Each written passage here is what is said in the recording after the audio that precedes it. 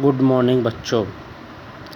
तो आज हम आपको NCERT अभ्यास की प्रश्नावली 1.1 के कुछ क्वेश्चन को हल करके बताएंगे। ठीक बच्चों, तो देखिए पहला क्वेश्चन, निर्धारित कीजिए कि निम्नलिखित संबंधों में से प्रत्येक सुतुल्य, सममित और संक्रामक है। तो देखिए इसका पहला क्वेश्चन बच्चों, समुच्चय A बराबर महिला कोष्ठक के भीतर अवयव 1, 2, 3, 4, 13, 14 में संबंध R इस प्रकार परिभाषित है कि R बराबर महिला कोष्ठक के भीतर x, y ऐसा है कि 3x - y बराबर 0 के द्वारा संबंधित है। ठीक बच्चों, तो अब हम इसे सॉल्व करते हैं बच्चों। तो बच्चों हम आपको सबसे पहले एक बात बता दें कि हर संबंध को एक समुच्चय के साथ हल किया जाता है। कोई भी संबंध बिना समुच्चय के हल नहीं किया जा सकता है। तो यहाँ पर आपका समुच्चय है A बराबर महिला कोष्ठक के भीतर अवयव 1, 2, 3, 4, 13, 14 हैं। संबंध R बराबर महिला कोष्ठक के भीतर x, y ऐसा है कि 3x - y = 0 है। तो इसका मतलब है 3x - y बराबर 0 या y बराबर 3x। अब हम इसमें समुच्चय A से अवयव लेकर के 1, 2, 3, 4 और इस समीकरण में रखेंगे। तो पहले हम x बराबर 1 रखेंगे तो y बराबर 3 × 1 बराबर 3 प्राप्त होता है, जो कि कृमित युग्म 1, 3 R का अवयव है। फिर x बराबर 2 रखने पर y बराबर 3 × 2 बराबर 6, जो कि कृमित युग्म 2, 6 R का अवयव है। इसी प्रकार हम आगे रखते जाएंगे और फिर हम x बराबर 5 रखेंगे तो y बराबर 3 × 5, जो कि 5, 15 R का अवयव नहीं है। क्यों नहीं है बच्चों? क्योंकि आप देख रहे हैं समुच्चय A में केवल 14 तक संख्याएं दी हैं, 15 उसमें शामिल नहीं हैं। इसलिए कृमित युग्म 5, 15 इस संबंध का अवयव नहीं होगा। अब हम इस संबंध को तालिका विधि में लिख लेते हैं, जिससे कि आपकी समझ में अच्छा आएगा। R बराबर महिला कोष्ठक के भीतर कृमित युग्म 1, 3, 2, 6, 3, 9 और 4, 12।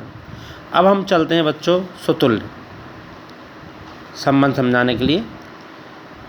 तो हम आपको पहले बता चुके हैं सुतुल्य के बारे में।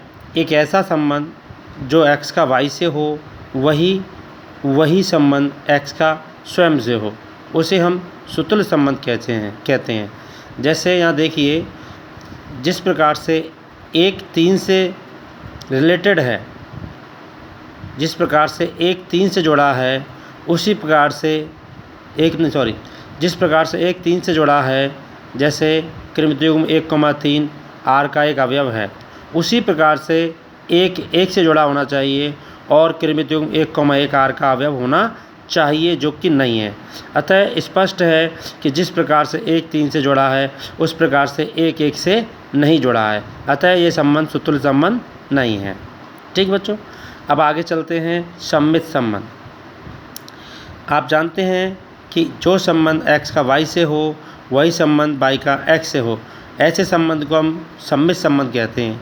अब आप यहाँ देखिए, जिस प्रकार से 1 3 से जुड़ा है और कृमित युग्म 1, 3 R में उपस्थित है, उसी प्रकार से 3 1 से जुड़ा होना चाहिए, जैसा कि आप देख रहे हैं लिखा हुआ। परंतु 3 1 से जुड़ा हुआ नहीं है और कृमित युग्म 3, 1 R के भीतर संबंध R के भीतर उपस्थित नहीं है। अतः यह संबंध सममित संबंध नहीं है। ठीक बच्चों, अब आगे चलते हैं हम।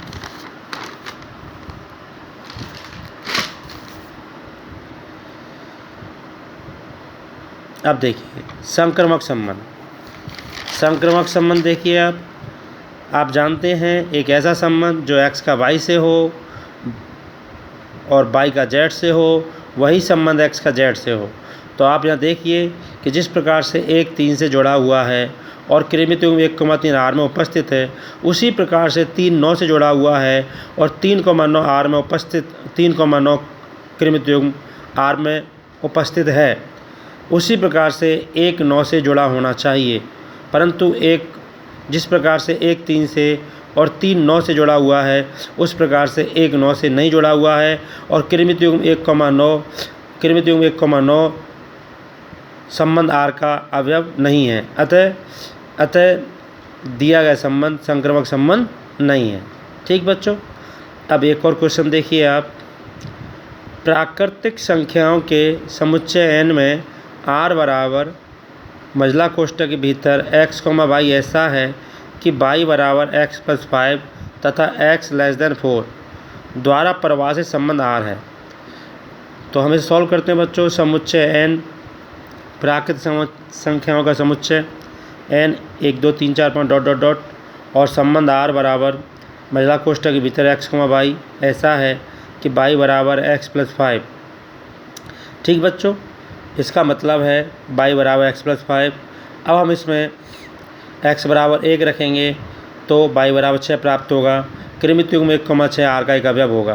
फिर x बराबर 2 रखेंगे तो y बराबर 7 प्राप्त होगा, तो 2,7 r का एक अवयव होगा। x बराबर 3 रखेंगे तो y बराबर 8 प्राप्त होगा, तो कृमित युग्म 3,8 r का एक अवयव होगा। अब हम उपरोक्त संबंध को तालिका विधि में लिख लेंगे। महिला कोष्ठक भीतर कृमित युग्म 1,6 2,7 3,8। ठीक, अब हम इसमें चलते हैं सुतुल्य। सुतुल्य क्या होता है? एक ऐसा संबंध जो x का y से हो, वही स्वयं x का x से हो, ऐसे संबंध को सुतुल्य संबंध कहते हैं।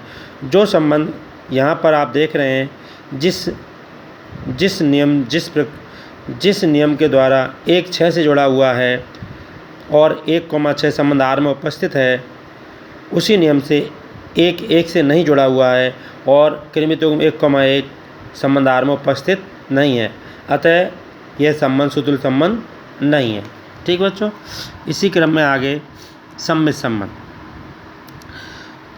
तो आप देखिए, आप जानते हैं कि एक ऐसा संबंध जो x का y से हो, वही y का x से हो, उसे सम्मिश्र संबंध कहते हैं। तो आप देखिए, जिस प्रकार से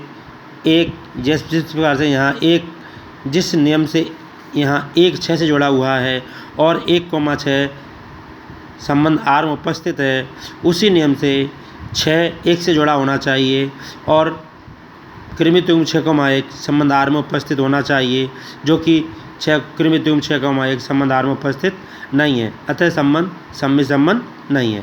ठीक बच्चों, आगे संक्रामक संबंध। एक ऐसा संबंध जो x का y से हो, y का z से हो, वही संबंध x का z से हो, ऐसे संबंध को संक्रामक संबंध कहते हैं। देखिए यहाँ पर जिस नियम से 1 6 से जुड़ा हुआ है और कृमित युग्म 1,6 संबंध R में उपस्थित है, उसी नियम से 6 11 से जुड़ा हुआ है और 6,11 संबंध R में उपस्थित नहीं है। और उसी नियम से जिस प्रकार से 1 6 से जुड़ा है और 6 11 से जुड़ा है, उसी नियम से 1 11 से जुड़ा होना चाहिए और कृमित युग्म 1,11 भी संबंध R में उपस्थित नहीं है। अतः दिया गया संबंध संक्रामक संबंध भी नहीं है। ठीक बच्चों, इतना ही सॉल्व करते हैं इस वीडियो में। ओके।